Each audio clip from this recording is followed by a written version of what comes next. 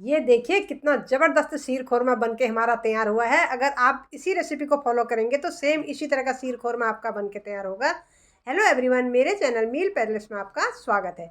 अगर अभी तक आपने चैनल को सब्सक्राइब नहीं किया है तो सब्सक्राइब कर लीजिएगा। तो शीर खोरमा बनाने के लिए यहाँ पर मैंने आधा लीटर फुल फैट दूध ले लिया है और ये बारीक वाली सिवैया का पैकेट ले लिया है। बारीक सिवई लेनी है यहाँ पर, और आपके घर पे जो भी ड्राई फ्रूट हैं पड़े हुए वो ले लीजिएगा। मैंने यहाँ पर जो भी मेरे घर पे पड़े हुए मैंने सारे ले लिए हैं। ये मैंने पतली वाली सिवई ले रखी है जो पतले पतले बाल वाली होती है। और उसके बाद मैं दिखाऊंगी आपको ड्राई फ्रूट। 5 से 6 मैंने छुआरे लिए हैं, पिस्ते लिए हुए हैं और बादाम लिए हैं 15-20। ये है हमारे किशमिश और ये है हमारे काजू।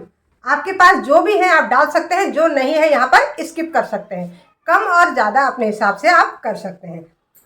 अब इनको हम बारीक बारीक से चॉप कर लेंगे। यहाँ पर हमने आधा कप चीनी ली हुई है, इसको हम साइड रखते हैं और ड्राई फ्रूट को हम चॉप कर लेते हैं। यहाँ पर किशमिश को हम चॉप नहीं करेंगे और सारी चीज़ों को हम चॉप करेंगे। सबसे पहले यहाँ पर हम बादाम को चॉप करेंगे। आप पीस अपने हिसाब से कर लीजिए, बारीक जितने भी करने हैं या छोटे मोटे जितने भी करने हैं इस हिसाब से कर लीजिएगा। हम थोड़ा सा मोटे मोटे ही रखेंगे। इस तरह से हम मोटे मोटे बादाम काट रहे हैं। उसके बाद जो छुआरे हैं, छुआरे के हम 2 पीस करेंगे। सिर्फ बीच में से गुठली निकाल देंगे और उसके 2 पीस करेंगे। इस तरह से हम पूरे बादाम को चॉप कर लेंगे। शीर खोरमा में इस तरह से अगर काजू बादाम पिस्ते पहले ही पड़ गए तो उसका टेस्ट और ज़बरदस्त आ जाता है। अगर आपके पास नहीं है उसके बगैर भी बहुत अच्छी बन जाती है। अगर है तो ज़रूर डालिए। बादाम को हमने अच्छे से चॉप कर लिया है। एक बार इसको हम ऊपर से चाकू रख के अच्छे से चॉप कर लेंगे। जो बारीक बारीक हुए हैं बराबर हो जाएंगे इस तरह से। और बहुत बारीक भी यहाँ पर नहीं करने हैं, हमको ड्राई फ्रूट के पीस दिखने चाहिए। अब इसी तरह हम काजू को चॉप कर लेते हैं। ये देखिए बादाम को हमने अच्छे से चॉप कर लिया है। अब यहाँ पर हम करेंगे, ये देखिए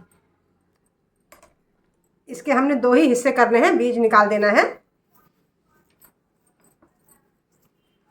क्योंकि इसके बड़े बड़े पीस चाहिए हमको। छुआरे थोड़ी हार्ड होते हैं लेकिन बहुत ज़्यादा ये पौष्टिक होते हैं। खजूर से भी पौष्टिक ये होते हैं। और ये ना अगर इसको हम फ्राई नहीं करेंगे, अगर हम इनको फ्राई करेंगे तो ये और ज़्यादा कड़क हो जाएंगे।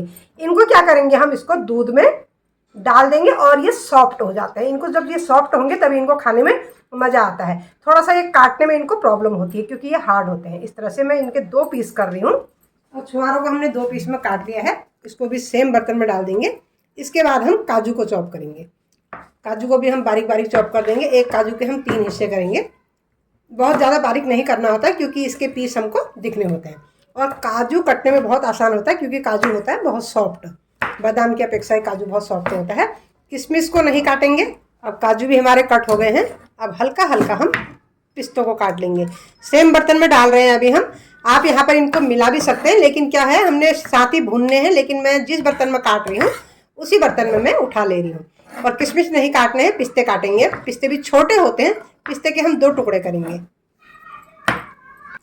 अब यहाँ पर काटेंगे पिस्ते। पिस्ते हरे होते हैं और जब पिस्ते डालते हैं तो ये गार्निशिंग में बहुत ही ज़्यादा सुंदर लगते हैं। इस तरह से पिस्तों को काट लीजिए। और पिस्ते काटने में भी आसानी होती है क्योंकि पिस्ते भी बहुत ज़्यादा सॉफ्ट होते हैं। और ये वो वाले पिस्ते हैं जिनमें नमक नहीं होता है, जो व्रत में खाए जाते हैं, जो मिठाइयों में पड़ते हैं, वही पिस्ते मैंने यहाँ पर डाल रखे हैं। और जो नमक वाले पिस्ते हैं वो तो ना व्रत में खाए जाते हैं और उनके बाहर से कवर भी रहता है। ये बगैर कवर वाले भी मिलते हैं। इस तरह से मैंने जो पिस्ते लिए हैं ये व्रत में खाने वाले पिस्ते हैं। बस इतना ही काटना है। अब सारी चीज़ें हमारी कट हो गई हैं। सेम बर्तन में इसको भी निकाल लेंगे हम। अब मैंने गैस पे कढ़ाई रख ली है और कढ़ाई में डालेंगे हम 1 टीस्पून देसी घी। देसी घी में हम ड्राई फ्रूट को भूनेंगे तो बहुत ही बढ़िया खुशबू आएगी। और यहाँ पर कढ़ाई मेरी अच्छी गर्म है और घी भी हमारा जल्दी से मेल्ट हो गया है।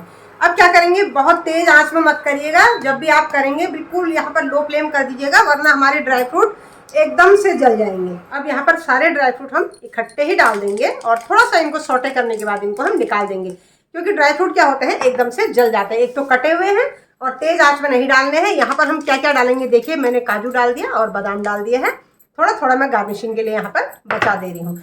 और पिस्ते भी डाल दूंगी, यहाँ पर थोड़ा पिस्ते भी बचा दे रही हूँ। किशमिश को हम नहीं डालेंगे क्योंकि किशमिश क्या होते हैं ना एकदम से जल जाते हैं। यहाँ पर गैस की फ्लेम अभी मेरी बंद है। थोड़ा सा इसको हम ऑन कर लेंगे। थोड़ा सा ही करना है, अगर बहुत ज़्यादा करेंगे तो हमारी जल जाएंगे। यहाँ पर ड्राई फ्रूट को भूनते भूनते बहुत अच्छी खुशबू आ रही है। अब इसको हम ज़्यादा नहीं जलाएंगे क्योंकि हमको यहाँ पर सिर्फ क्रंच चाहिए। अब इस स्टेज में इसको हम निकाल लेंगे, है ना। एक छलनी लगाएंगे, घी को हम इसी में रहने देंगे क्योंकि ये घी हमारा फिर से काम आने वाला है। इस तरह से हम छलनी लगाएंगे और गैस की यहाँ फ्लेम जो है वो नीचे बंद होनी चाहिए, वरना हमारी ड्राई फ्रूट जल जाएंगे। ये देखिए ड्राई फ्रूट में मेरे कितने अच्छा कलर आया है, क्योंकि इतना ही यहाँ पर फ्राई करना है। फटाफट से निकाल दीजिए। गैस की फ्लेम यहाँ पर बिल्कुल बंद होनी चाहिए नीचे से, वरना गैस ऑन होगी तो ये हमारे बिल्कुल काले पड़ जाएंगे। यहाँ पर फिर से हमने गैस की फ्लेम को ऑन कर दिया है। घी थोड़ा सा इसमें बचा हुआ है और थोड़ा सा हम इसमें और डाल देंगे। इतना ही डालना है, बहुत ज़्यादा नहीं डालना है। अब इसमें हम सिवई को फ्राई करेंगे। ये बहुत ही ज़्यादा सॉफ्ट होती है, इसके लिए भी गैस को तेज़ मत करिएगा, इस तरह से निकाल दीजिएगा। ये देखिएगा धीरे धीरे जितनी भी आपको बनानी है, बहुत ही ज़्यादा बाल जैसी होती है ये। और गैस की फ्लेम बिल्कुल नीचे धीमी होनी चाहिए, वरना क्या होगा ये एकदम से जल जाएगी। इस तरह से तोड़िए। ऐसे आपको जितनी भी बनानी है कम ज़्यादा आप इस हिसाब से कर सकते हैं। इसका कलर 1 मिनट नहीं लगता इसको फ्राई होने में। आप देख सकते हैं मैंने जैसे ही डाली वैसे इसका कलर बदल गया है। अब यहाँ पर सिवई को फ्राई करते करते 1.5 से 2 मिनट हो गए हैं, बहुत जल्दी ये फ्राई हो जाती है। अब इसको भी हम एक बोल में निकाल देंगे। आप देख सकते हैं ये जब फ्राई करते हैं ये थोड़ा चटकती भी है, इधर उधर फैलती है। इस तरह से हम लोग इसका एक कलर दे दिया है। और कढ़ाई पूरी साफ कर देंगे, वरना इसमें कोई भी रहेगा तो इससे क्या होगा, हमारी कढ़ाई में जो भी हम डालेंगे वो जल जाएगा। अब हमने सिवई निकाल ली है और सेम कढ़ाई रखेंगे हम। बर्तन बार बार हम नहीं बदलेंगे। अगर 1-2 कण इसमें सिवई के रह भी जाते हैं तो कोई चिंता की बात नहीं है, हमने ऊपर से सिवई डालनी ही डालनी है। और यहाँ पर आधा लीटर दूध ले लिया है। दूध हमारा पहले से बॉईल है। ये देखिएगा इस तरह से मैंने पूरा आधा लीटर यहाँ पर दूध लिया है।